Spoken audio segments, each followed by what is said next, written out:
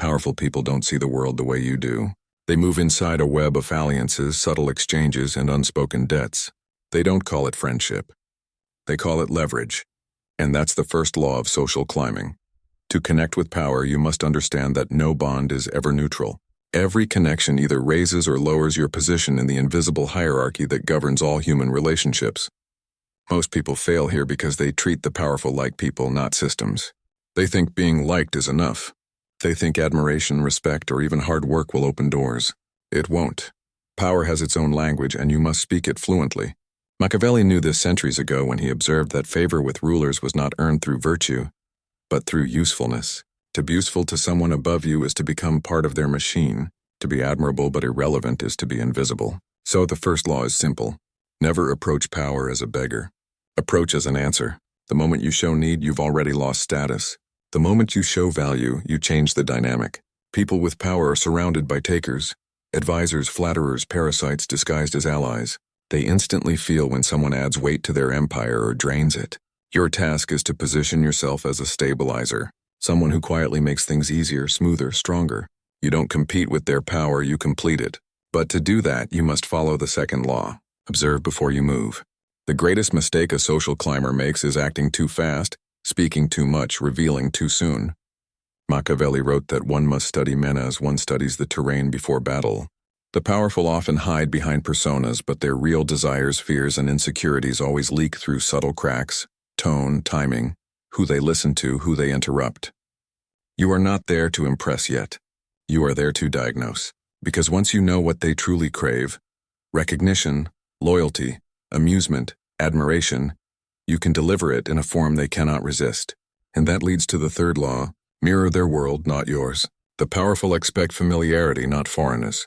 They trust those who reflect their values back to them, even subtly. You don't copy, you harmonize. If they are pragmatic, you become practical. If they prize exclusivity, you speak in the language of rarity. It's not about deceit. It's about rhythm. When you match their rhythm, they stop feeling they're dealing with a stranger. They start believing you get it. And in that moment, your outsider status begins to fade. But harmony alone is not enough. Which brings us to the fourth law. Maintain mystery in your value. You must never appear fully known.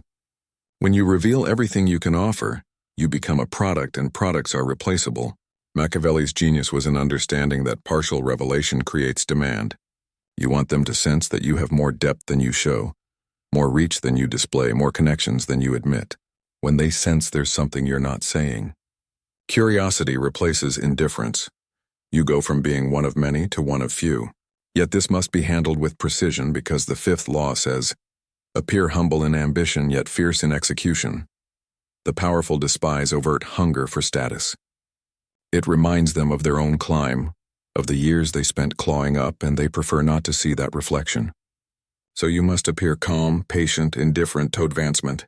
But when opportunities appear, you move decisively, even ruthlessly. The powerful recognize this duality instantly, restraint with purpose. It signals that you understand the rules but play them with your own rhythm. Then comes the sixth law. Make powerful people compete for your loyalty. Nothing flatters the ego of a ruler more than believing someone of value chose them. If your allegiance feels automatic, it loses worth. You must position yourself as someone worth courting. The secret is to create light friction, not rebellion, but independence. If others of influence seek your time or respect, let that be known subtly. It raises your price without words. As Machiavelli warned, those who make themselves too available to a single master become disposable. The powerful protect what is hard to possess. And the seventh law, learn to turn flattery into strategy. Empty praise is poison. The powerful hear it all day. What makes yours different is precision. Instead of saying you're brilliant, say your timing on that decision was exact. No one else could have read the moment that clearly. Now your compliment carries insight. It shows you understand what they pride themselves on. Discernment, intelligence, control. When you praise the right qualities, you reinforce their self-image. And when you reinforce their self-image, they associate that feeling with you. But you must never forget the eighth law. Never let your ambition outshine theirs. Even if you are more talented, more insightful, or more capable, you cannot display it too openly. Power has a fragile ego. Machiavelli warned that those who seem to threaten a prince's superiority will be crushed, not because they are dangerous, but because they make the ruler feel vulnerable. The art is to conceal your strength behind deference. Let your achievements appear to serve theirs. The clever social climber hides sharpness inside obedience. Power protects those who appear loyal and destroys those who appear equal. Now, once you've earned proximity, the ninth law becomes critical. Build alliances sideways, not upward. Many obsess over impressing those at the top, but the true game lies in the circle around them. The gatekeepers, assistants, advisors, and trusted confidants. These people shape perception, control access, and whisper in the right ears.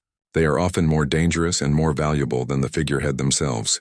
Machiavelli would call them the invisible princes, the real holders of influence behind the throne. Befriend them quietly, offer them small advantages. Win their protection. They'll carry your name upward without you ever asking. The 10th law, make gratitude a weapon, not a weakness. When someone powerful helps you, never respond like a servant. Respond like an equal who recognizes the exchange. A servant says, "Thank you" once. A strategist shows appreciation through return value. Perhaps you solve a problem for them later, or bring them information that aids their goals. Gratitude backed by action transforms the dynamic. You are no longer a receiver, but a contributor. And contributors are hard to remove. But let's not ignore the 11th law. Master the art of subtle rebellion. Total submission invites contempt. You must occasionally resist politely, intelligently, in a way that intrigues rather than threatens. Small disagreement here, a quiet defiance there. It signals individuality, not insubordination. It tells the powerful that you have aspine and people without spines cannot be trusted. Machiavelli observed that those who flatter without boundaries soon lose credibility, but those who know when to say no carefully and with reason gain respect.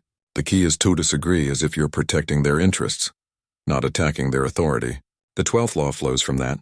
Control your visibility. Exposure is seductive but fatal if mishandled. When you are too often seen, your novelty fades. When you are rarely seen but always remembered, you become mythic. Step back after each success. Retreat into silence. Let others speak your name. The powerful crave those who seem selective with their presence. It mirrors their own behavior. The less accessible you appear, the more they chase your attention. And the 13th law, the crown of them all, is to always move as though you belong. Even before you've earned a seat at the table, your posture, tone, and presence must signal certainty. Insecurity smells louder than arrogance. When you enter a room full of power, you don't wait to be accepted. You act as if acceptance is inevitable. Machiavelli would say that fortune favors the one who appears already favored. Power respects confidence that requires no confirmation. When you move like you belong, others will start to believe it before they even know why. And all of these laws orbit around one truth. Connection with power isn't about pretending to be more. It's about understanding the dance of perception. It's about offering presence instead of pleading, precision instead of flattery, control instead of chaos. The powerful aren't looking for equals. They're looking for reflections of their own dominance. And if you can mirror that without losing yourself, you won't just create connections. You'll build an empire of influence that grows quietly and visibly, until the day comes when you no longer need to climb, because by then you've already arrived. But even arrival is an illusion. In the world of power, there's no such thing as a final position. Every circle, every alliance, every bond is fluid. What elevates you today can bury you tomorrow. Machiavelli understood this instability better than anyone. His secret wasn't just knowing how to rise, but how to stay elevated without becoming a target. That's the hidden continuation of these laws. How to keep your connections alive, valuable and strategically aligned without ever being trapped by them. The next principle is subtle but vital. Never become predictable. The moment powerful people can fully anticipate you, they lose curiosity, and curiosity is what keeps them engaged. Predictability kills fascination. You must occasionally shift tone, direction, or energy, just enough to stay unreadable. That doesn't mean chaos. It means being capable of surprising them without ever alarming them. Maybe you're the calm one who suddenly brings a brilliant idea to the table, or the quiet one who acts decisively when noon expects it. That spark of unpredictability creates an emotional hook. They remember you as the one who could always be counted on to break the monotony of their world. But unpredictability only works if grounded in control. So balance it with the next principle. Learn to vanish strategically. Silence is power's favorite ally. When you disappear for a while, people start wondering where you went, what you're planning, whether you've advanced somewhere else. That curiosity keeps your name circulating. The powerful respect those who know how to withdraw. It signals independence. You're not orbiting anyone's gravity. You have your own center. When you return with momentum, a win, mastery, and insight. something that justifies your absence. Every reappearance should feel like an event, not an accident. And this connects to a deeper layer. Your social image must always seem slightly larger than your actual status, appear just above where you stand, not below. People rarely invite those they perceive as beneath them. They invite those who could slightly elevate the room. If you're still unknown, act known. If you're in small circles, speak with the calm certainty of someone used to bigger ones. This creates what Machiavelli might call anticipated prestige. People treat you as you seem to be becoming, not as you are, and when they do, your reality eventually catches up to your image. Still, there's danger in building impressions, which brings us to another principle. Never compete for attention directly. Let others exhaust themselves performing for the spotlight, while you build quiet credibility behind it. In every hierarchy, there are performers and there are architects. Performers seek applause. Architects create the stage. The powerful respect architects, those who influence outcomes without needing recognition. If someone else needs credit, let them have it. It's a short-term currency. Influence is long-term wealth. The most Machiavellian operators in history never demanded acknowledgement. They made themselves indispensable, and that was enough. And yet, being indispensable has its traps too. It can make you too visible, too irreplaceable, and therefore threatening. So you must master what I'll call the art of controlled usefulness. Help enough to be valued, but not so much that removing you becomes impossible. Because when you're irrevocable, you're also intolerable. Power hates dependency that doesn't serve it. Instead, rotate your value. Offer solutions, introductions, perspectives, but never all at once. Create the sense that your usefulness evolves. Machiavelli would have said, "A ruler tolerates those who help him win, not those who remind him he cannot win without them." Now, let's move into emotional politics, the terrain where most ambitious people fail. The higher you climb, the less logic governs relationships. Everything becomes emotional economics. Powerful people don't want truth. They want comfort disguised as insight. They don't want contradiction. They want confirmation flavored with challenge. They want to feel smarter after talking to you, never smaller. So the way you frame your ideas becomes your real power. If you need to disagree, phrase it as enhancement. That's a great point. Maybe adding this angle could make it unstoppable. You're not opposing. You're amplifying. You're shaping their thoughts without triggering their defense. That's how influence works, through emotional calibration, not intellectual dominance. And because of that, the next rule becomes indispensable. Always be the calmest person in the room. Power gravitates toward emotional stillness. The loudest voice may dominate attention, but the quietest one often commands respect. When others panic, stay composed. When they argue, listen. When they react, analyze. Stillness radiates control, and in any hierarchy, control is magnetic. Machiavelli taught that fear is not always enforced with violence. Sometimes it's earned through calm unpredictability. When people can't tell how you'll react, they proceed carefully. Your restraint becomes its own authority. From there comes the next principle, perhaps one of the hardest. Make powerful people feel safe in their insecurity. Every person of power carries hidden doubts. They worry about betrayal, relevance, loss of control. Your task isn't to exploit those insecurities. It's to soothe them subtly through trust. Let them feel that you understand without judgment. Share your insights privately, never publicly. The more someone believes their weakness is safe with you, the more they bind themselves to you emotionally. They may never say it aloud, but they'll start defending you in rooms you've never entered. That's real social leverage. When people with power protect you because you hold their unspoken fears, then comes a critical inversion. Never make them your entire focus. If your world revolves solely around powerful people, they will sense dependency. Dependency is repulsive to those who control resources. You must maintain other alliances even with those beneath you. Influence works in layers. If you're respected across multiple strata, upward, sideways, and downward, no single connection defines you. This independence makes you rare. Powerful people love what they can't fully own, and they stay interested in what they can't fully predict. Now let's talk about your demeanor. People often think social climbing means constant performance. It doesn't. It means mastering contrast. Be restrained in speech but vivid in expression. Be polite but never submissive. Be warm but never available. That delicate tension, approachable yet untouchable, is what draws people in. Power loves what glows but doesn't burn too close. If you can master that emotional distance, you'll find that people of influence begin chasing your approval without realizing it. And that's when your real ascent begins. When you stop chasing acceptance and start radiating it. When you become the type of person who seems to belong everywhere, yet owes nothing to anyone. The most dangerous social climbers aren't loud, ambitious, or hungry. They're tranquil, deliberate, impossible to place. You can't tell whether they're at the beginning or the peak of their rise.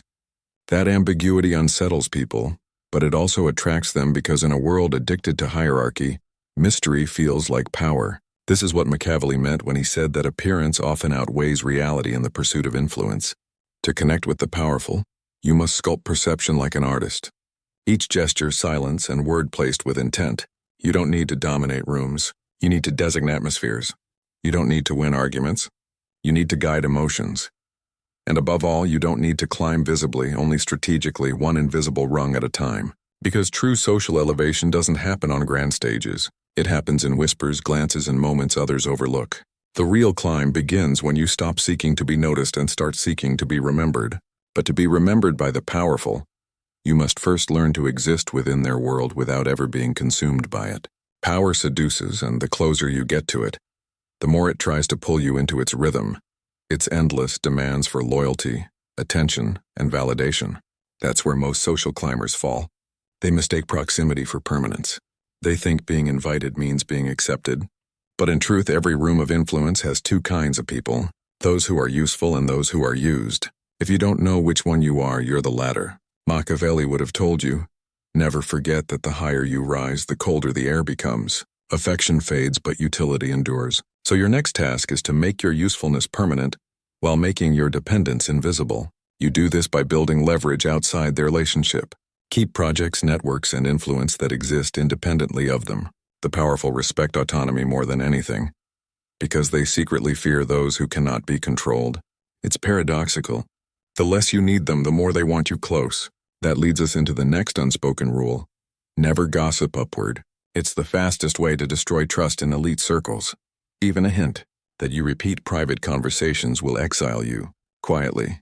The powerful operate in small paranoid ecosystems where loyalty is currency and discretion is armor. So speak less than you know. If someone confides in you, protect it like it's your own life. When word spreads that you never leak, even your silence gains value. Machiavelli would say that secrets are the truest form of power, and the man who can hold them becomes indispensable to every throne. But there's another layer here, timing. The next rule, always know when to step forward and when to fade into the background. Power is rhythm, not constant motion. Push at the wrong time and you seem desperate. Pull away too long and you seem irrelevant. The trick is to ride the natural current of their energy. When they're rising, align yourself with their ascent. Offer ideas, support, or perspective. When they're under pressure, vanish just enough to show respect for their solitude. Never outshine them when they crave visibility. Never disappear when they crave validation. The powerful remember those who read them without being told. And here's a counterintuitive truth. If you want to build genuine bonds with the powerful, don't always talk about success. Speak about struggle, not yours, theirs. Ask about the times they nearly failed, the lessons they regret, the moments no one saw. Power lives in performance, and the rarest intimacy is found in vulnerability. When someone of status realizes you see their humanity, not their title, you step out of the crowd and into their circle, because everyone flatters their strengths, few respect their scars. Now there's another principle Machiavelli implied but rarely stated directly. The art of playing smaller than you are. Pretend to underestimate your own influence. Let others discover it. When you act unaware of your growing reputation, it disarms envy. The powerful prefer those who rise naturally, not those who announce their ascent. The less you advertise your climb, the more others accelerate it for you. They'll speak your name, recommend you, defend you, all while believing it was their idea. Still, this quiet ascent depends on one invisible weapon, your reputation. Guard it like gold. Not through defensive explanations, but through consistent behavior. You don't correct rumors. You drown them in undeniable proof. Machiavelli warned that reputation often decides wars before they begin. If people believe you're competent, loyal, and discreet, they'll act as though you are, even if they never verify it. Perception becomes reality in the hierarchy of influence. Then comes the rule of reciprocation, one of the most subtle and most misused. People think reciprocity means returning favors equally. But among the powerful, timing matters more than equality. If someone helps you today, don't rush to return it tomorrow. Wait. Choose a moment when their need is greater. When your act of return carries weight, that delay transforms a transaction into a bond. It tells them, I didn't repay out of obligation. I waited until it mattered. That single nuance can turn an acquaintance into an ally. And while you build alliances, remember this: power is attracted to composure, not chaos. The one who panics loses the room. So when conflict erupts around you, don't pick sides too fast. Let others fight for positions while you quietly gather information. Often, the last person to speak gains the most authority because everyone else has already exposed their cards. Machiavelli thrived in such chaos by appearing neutral while secretly directing both sides. You must learn the same. Appear unaligned until alignment becomes profitable. But neutrality alone isn't enough. Eventually, you must project influence not loudly, but atmospherically. Influence begins when people start anticipating your opinion before you speak. You build this by asking surgical questions, not by giving speeches. Ask things that reveal intelligence without demanding attention. Over time, people will start deferring to you unconsciously. They'll wait for your reaction before forming their own. That's when you've shifted from participant to silent authority. There's a moment in every climber's journey when they realize they no longer chase introductions. Introductions chase them. That happens when your presence creates advantage for others. Maybe you attract respect or calm or opportunity just by association. The powerful collect people like that, not because they like them, but because being near them enhances their own image. That's your ultimate leverage, to be seen as the one who upgrades a room merely by existing in it. But that kind of aura can't be faked. It's built from the quiet discipline of consistency, from showing up on time, dressing with subtle precision, speaking with measured intent, and doing what you say you'll do without ceremony. The world of influence is built on whispers, and every whisper about you either raises your name or erases it. Machiavelli would remind you that the climb itself is not the goal. Transformation is. Each encounter with power must change you, sharpen you, refine your emotional control until you no longer feel intimidated by titles, wealth, or status. Because when you reach the point where you can sit beside power and not feel smaller, you've already transcended it. And when you can see power not as something to bow to, but something to understand, you'll realize that social climbing isn't about manipulation. It's about mastery of perception, rhythm, and restraint. The world bends to those who move with invisible authority, those who don't rush, those who don't beg, those who know exactly when to step forward and when to let others pull them closer. But even once you're pulled close, your real test begins. Proximity to power is like standing near a flame. It can warm you or consume you depending on your discipline. Every powerful person radiates an orbit of temptations, favors, recognition, shortcuts. These are designed to seduce you into dependence. The clever social climber knows how to accept benefits without surrendering autonomy. That's the difference between those who stay in control and those who become pawns disguised as proteges. The key is to take without being taken. When someone offers you opportunity, never act like it's salvation. Treat it as alignment. Frame your gratitude as partnership. Say less thank you and more, this will allow me to contribute better. It's a subtle shift, but it keeps you level, because once the powerful feel you owe them, they'll start testing how far that debt goes. And when you decline a command wrapped in kindness, they'll remember it. Not with anger, but with respect. It signals boundaries. And power secretly respects those who possess them. Another silent rule: never enter a room to prove yourself. Enter to observe, align, and absorb. The moment you try to prove, you give others the authority to judge. The moment you listen more than you speak, you become the evaluator. Machiavelli believed that those who rush to impress become enslaved by the opinions they seek. But those who appear content to simply understand will always seem more confident. Because confidence isn't loudness.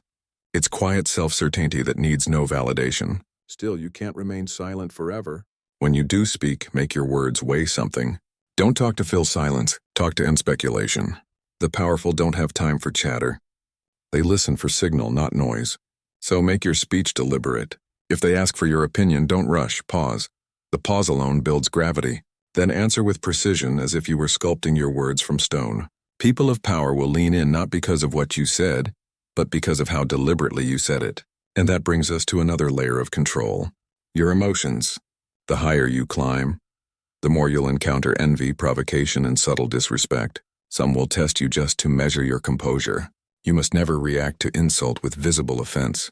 A calm smile is more frightening than anger, because when others expect reaction and get stillness, they begin to question themselves. Machiavelli would call this emotional supremacy, the ability to remain unreadable in moments designed to expose you. The moment you show that you can't be emotionally manipulated, you graduate from guest to contender in any circle. Now, there's a paradox here. To rise socially, you must connect deeply without ever attaching emotionally. Affection clouds judgment. It makes you loyal to people instead of to purpose. And the powerful world is ruthless with sentimentality. You can care, but you cannot depend. You can empathize, but never idolize. Treat everyone as human, but no one as essential. When people sense that you could walk away at any moment, they handle you more carefully. Detachment in this world isn't coldness, it's armor. Yet detachment doesn't mean distance. You must still radiate warmth. Influence is not gained by intimidation alone, it's gained through ease. The powerful surround themselves with tension, competitors, and fear. If you can make them feel relaxed while still commanding respect, you become irreplaceable. Machiavelli hinted at this balance. There are ability to make a ruler feel both superior and safe. The safest way to do that is to project confidence without competition, intimacy without intrusion. Be their quiet stability, not their storm. And here's something few ever grasp. Humor used wisely is one of the greatest social tools in existence. It disarms, connects, and signals emotional intelligence. But it must never feel performative. Laughing at the right time shows empathy. Forcing laughter shows weakness. A single well-timed comment that lightens tension can achieve more than 10 strategic compliments. Humor at its best is the language of equals. It momentarily erases hierarchy. If the powerful can laugh with you, they start seeing you as part of their inner circle rather than an outsider seeking entry. Still, laughter doesn't last. Memory does. That's why the next rule is about residue. Every encounter must leave a trace. People rarely remember details. They remember impressions. After speaking to you, the powerful should feel one of three things: curiosity, admiration, or reassurance. Anything less means the moment was wasted. The best way to leave that trace is to say something that lingers, an idea, a phrase, or even a question that replays in their mind later. You're not trying to dominate the conversation. You're trying to echo in it. And to build that kind of resonance, you must become what Machiavelli would have called a student of pattern. Study how influence moves in rooms. Notice who talks to whom, who interrupts whom, who laughs at whose jokes. These are signals of power distribution. Learn them quietly, and soon you'll navigate social structures with surgical precision. You'll know when to speak, when to vanish, when to praise, and when to withhold. Every moment becomes a chess move, and you'll stop playing checkers with people still seeking attention while you're building influence. But all this strategy, all this restraint means nothing without one essential trait: patience. The climb to connection is not measured in meetings. It's measured in impressions compounded over time. You don't conquer a hierarchy by bursting into it. You seep into it slowly, invisibly, until one day no one remembers when you arrived. Only that you've always been there. And that's the invisible Machiavellian art. To rise without visible ascent. To become vital without anyone noticing the moment it happened. The world of power rewards not those who declare their worth, but those whose worth becomes quietly undeniable. And once your worth becomes undeniable, the game transforms. You're no longer the one trying to enter the room. Now you're shaping how the room feels when you're in it. But this stage demands a different kind of intelligence, a deeper own. You can no longer just seek connection with the powerful. You must now sustain it. And sustaining it requires something few people ever master: psychological distance wrapped in social closeness. You must learn how to be trusted without ever being fully known. Here's where most falter. They confuse familiarity with influence. They get too comfortable, start speaking too freely, and forget that in the presence of power, every word has weight. Machiavelli warned that the downfall of many promising courtiers came not from betrayal, but from loosened tongues.